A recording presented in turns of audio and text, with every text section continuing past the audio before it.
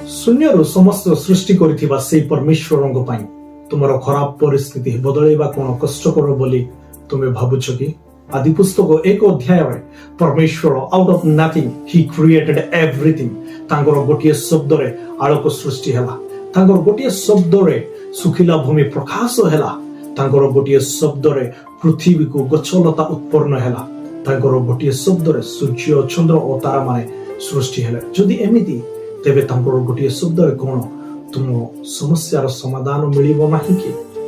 तांकर गोटिए शब्द रे कोन तुमरो असुस्थता दूर हेबो नाही कि अभाव पूर्ण हेबो नाही कि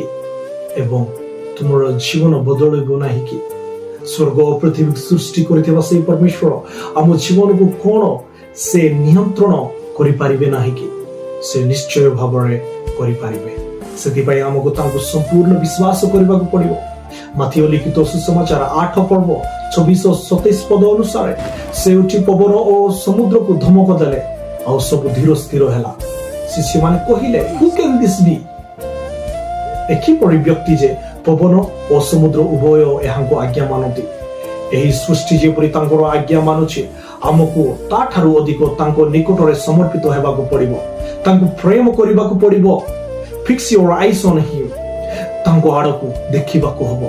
तांको सहित एक गभीर संपर्क स्थापन करिबा को हबो जेतेबेले आमे मन परिवर्तन करी तांको आड़को फेरिबा से आम जीवन को बदलै देबे एहा आगर परि